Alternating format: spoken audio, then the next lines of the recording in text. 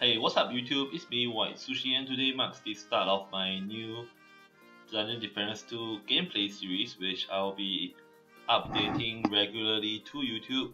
So in this gameplay series, I'll be studying new characters and playing through the campaigns and eventually making my way all the way to KL7.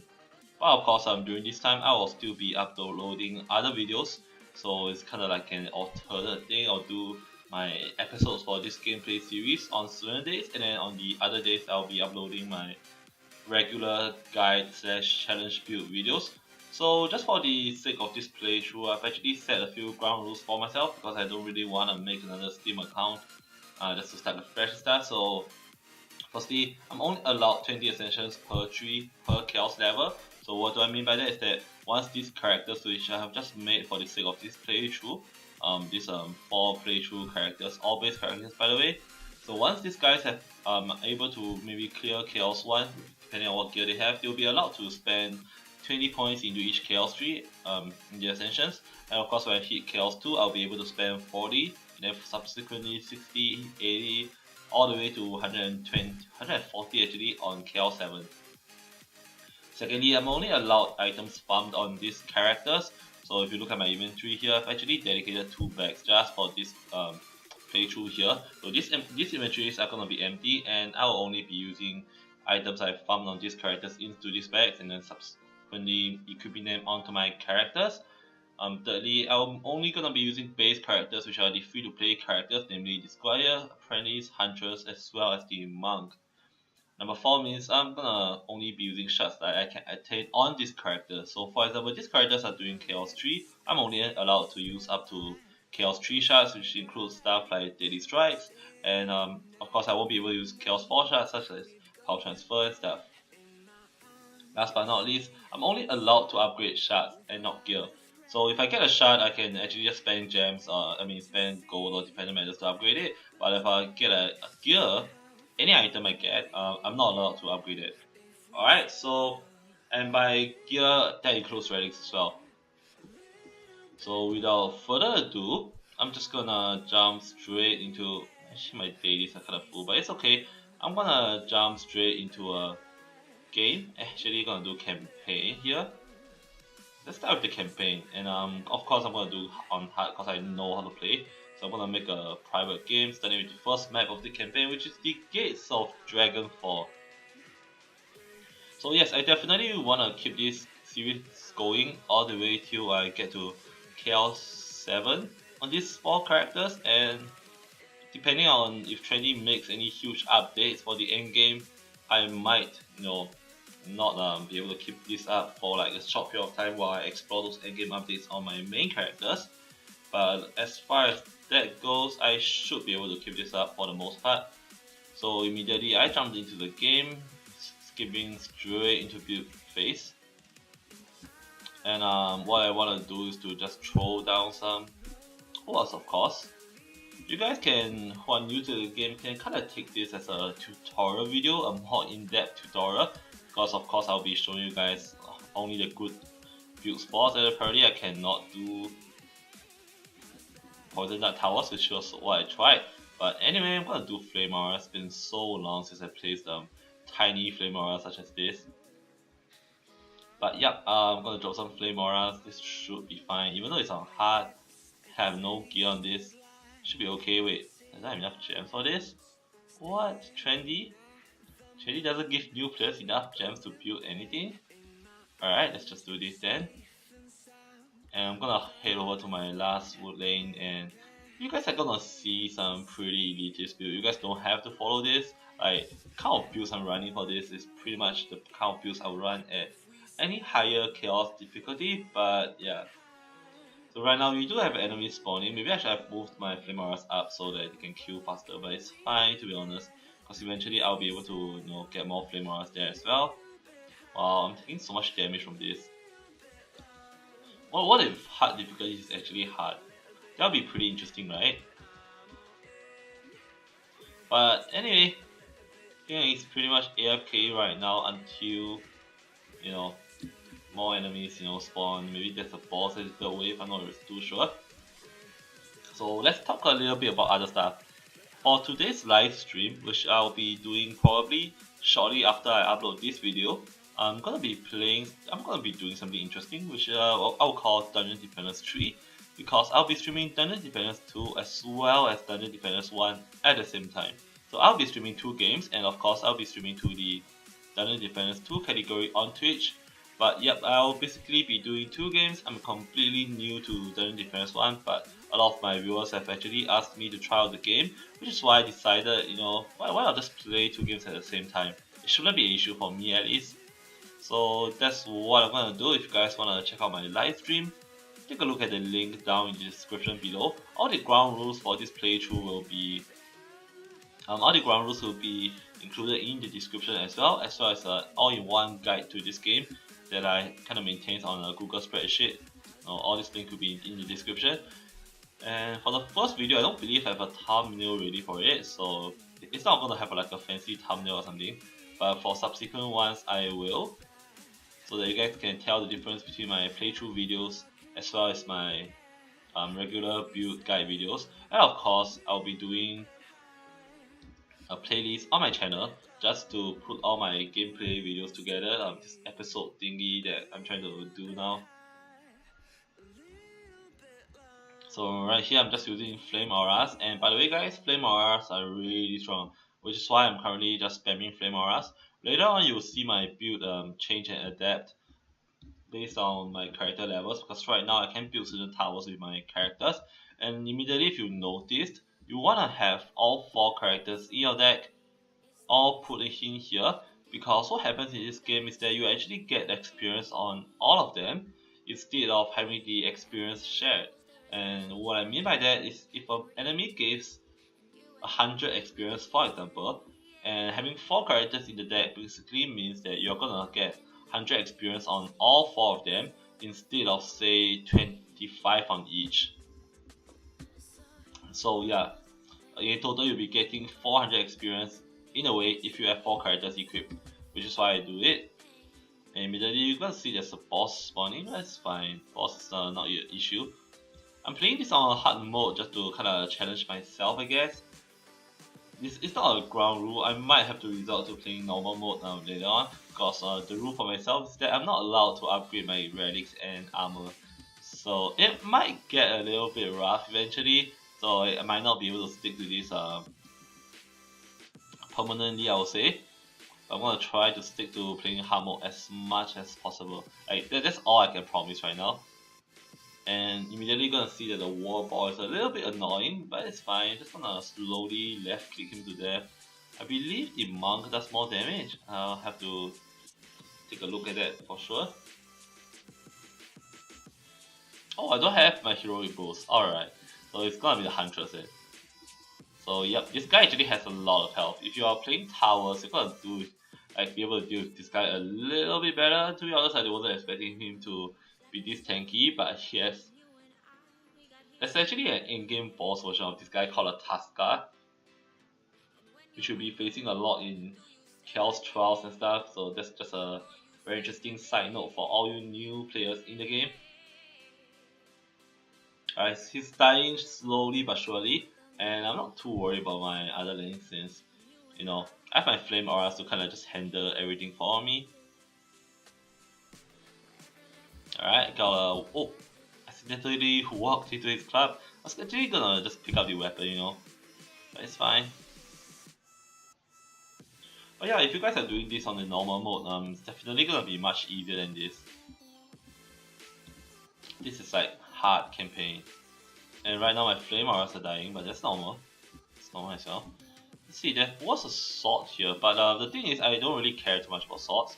So I'm gonna just pick up the bow, and it's gonna increase my damage output, by quite a significant amount. And there we go. Once we kill the boss, we win the entire map. So right now I'm gonna have to look at my items and see if they're any good. Scatter shot, 1, 2 strikes. Nope. My current one seems to do more damage. So it's a monk polearm. Can I actually gear monk polearm? This is better, so I'm gonna change to Rosetta bow.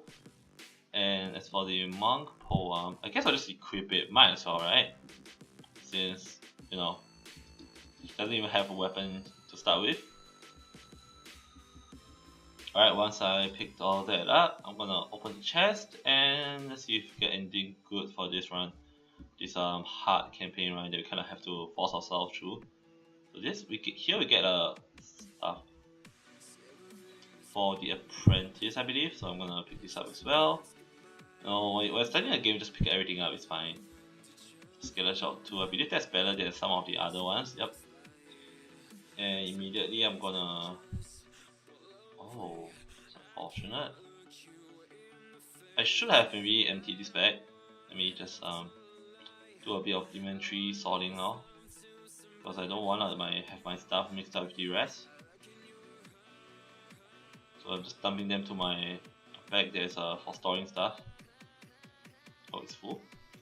Let's just do it on this bag then. Alrighty, give me a while. So instead of having the first 2 bags, I guess I'll just have, the second 2 bags, I'll just have the first 2 bags as the bags which I'll use for this playthrough. So I'll just have it do this. There we go. And I'll change this icon just so it doesn't confuse you guys. Alright, so I'm gonna have these 2 bags be my playthrough bags because it's easier. Everything I pick up will go to the first bag and stuff, easier for you guys to understand. And let's just move on then. This area opens up but it doesn't really do much, by the way. Just a cosmetic thing that Trendy did apparently. So I'm gonna go with another map. My plan is to do 2 maps a day. That's my plan. Depending on how many maps I lose, or rather how long the maps later on take, I might have to shrink it down to 1. But we'll see how it goes. Try to keep these playthroughs not too long. I don't want to drag on to 40-50 minutes. I'm gonna try to keep them below 30. So 2 maps sounds about right. So immediately we're thrown into the second map, which is Dragonfall Bazaar in hard campaign, I believe. I'll check my escape menu just to see what difficulty I'm doing this on, because I picked next map. But I believe it should be hard. Yes, it is hard. So I'm gonna skip right into the build phase and drop some walls here. Alright, one interesting thing about this map, you can actually just turtle this area here where I'm standing. And once you got that done, you don't really have much gems to start with, I noticed. So you're gonna wall this area as well. You don't want this valve to leak. So double walls here. And then you're gonna do okay, you don't have a Skyguard tower, but what you can do is to have a Flame Aura here. And this Flame Aura will be able to hit air units coming up from that lane. And then you just do the rest of the auras like this. Just pretty much spam them, throw them down the lane, and it should be fine. So how I like to build is that this build is gonna take too much time, but of course I'm under geared, so I'm trying to be safe here. But what I would like to do is to just throw a Flame Aura right in front of their spawn. And what this does is that Flame Aura will be able to take out most of the trash mobs, hopefully. Like this. And I can pretty much let the wave run already. I'm gonna switch to my Huntress just because I got a very good weapon on my Huntress earlier from the first game. If you guys got a better weapon or maybe an Apprentice, Squire, go ahead and use those instead. It doesn't really matter which character you use for damage early on. It's not really it's all about gear at the start. It's not so much about what character you're using. And of course, if you're a new geek player trying to check this game out and want to learn some stuff, look me up on Twitch. Link will be down in the description, and you can just ask me some questions in the chat there. Immediately you're gonna notice that I'm having a bit of an issue because this is actually hard mode. I'm not surprised by the fact that enemies are just hammering away at my walls right now, which is why I'm here to support in terms of damage enemies on my own. But of course, after the first wave, the other waves should be fine, since we will then have more gems to actually do whatever we want. If you guys are doing this on normal, you will have a much easier time, to be honest. Enemies shouldn't even get to this far. Most of them will just die to my first Flame Auras on normal. But for the sake of this video, for the sake that I actually know how to play this game, I'm just gonna do it this way. Alright, upgrade that to tier 2, keep the walls alive. So immediately, what you should look for when choosing which lane to build on is the fact that you're gonna build on the lane that's weaker. So just now we saw that a lot of enemies were stacking up on this lane I'm standing on right now. So this all the gems this round is gonna pretty much just go to these lanes. These other lanes wasn't really having much of a issue anyway. So I'm just gonna flood this lane with flame auras. There we go. And now that I have some spare gems, I will be able to throw them onto this other lane here. I would much prefer to throw some auras right in the start as well, just to get rid of some of the enemies as they spawn. And with that, we are ready to go. I'm gonna hop over to the left side over here and check out what's going on, but everything seems fine. If you're playing with flame auras, you wanna take note of their energy, which is this thing you see here by holding shift. I'm not sure about the controls on the consoles, but it's basically the same key that you use to show which lane, like which enemies are spawning from which lane. But anyway, check the energy levels. Make sure you upgrade them before the energy drops to 0, because if their energy drops to 0, and they will kind of die, and they'll be wasted gems. Gems are kind of important early on in the game, especially if you're like trying to play hard mode as I am doing right now. But as you guys can see, this build is insanely strong.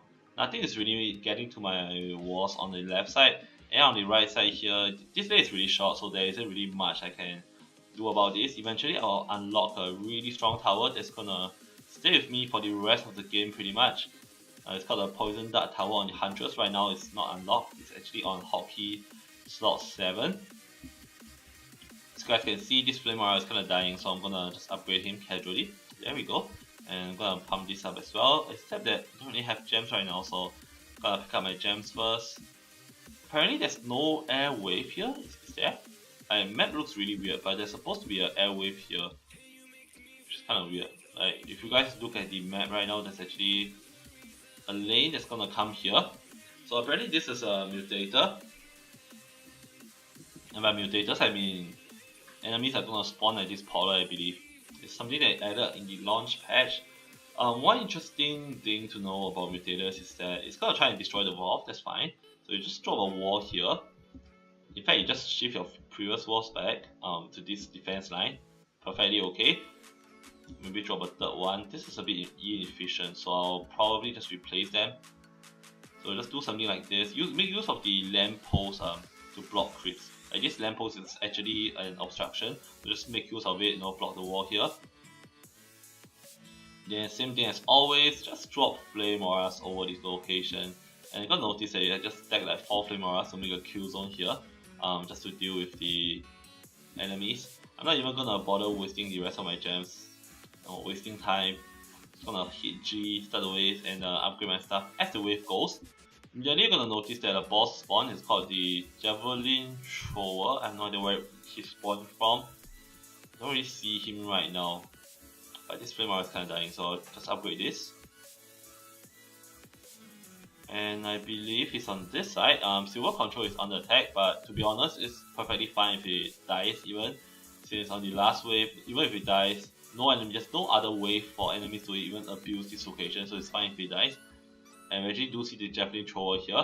So as always, I'm gonna switch over to my Huntress, start repairing this wall. It's tedious. And just gonna help out with some damage. Silver Control is under attack once again, but it's not because I'm leaking.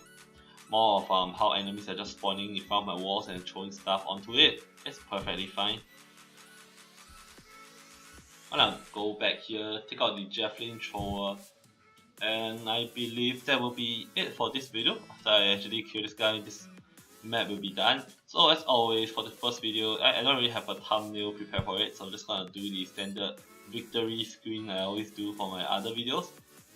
But for subsequent ones, I should have a thumbnail for you guys to easily differentiate whether it's a gameplay playthrough video or maybe it's one of my guide videos. Okay, this is taking a bit longer than I expected. You know what, guys? I'm kinda lazy, so I'm not even going to loot most of the items on the floor. It's probably gonna stick to looting boss gear as well as those kind of relics and stuff. Let's get a chest here. No silver chest, it's alright. Unlocked Poison Dart Tower, so I'll be able to do like future missions a lot easier. You guys will see in my next video how strong this Poison Dart Tower is. So apparently it's got a new weapon, so I guess I'll change that out. poison or any different. Got a medallion here, so I'll show you guys this thing real quick before I go off and set up my live stream. So once you have a medallion, you want to equip it on one of these tower slots down below. Each slot here is for one tower. So for example, if I equip this medallion onto my flamethrower tower, only the flamethrower gets the stats from the medallion. My other towers don't actually get the stats because it's equipped on this slot. So for a new player, you want to use your first medallion on your poison dart towers over here, which I will show you guys in my next video. So if you guys like this playthrough, you want to support this playthrough, do give me a subscribe on my YouTube channel and thumbs up this video, so to let me know if you guys are actually interested to see more gameplay series in the future. But other than that, I'll see you guys in my next video or my Twitch live stream. Bye.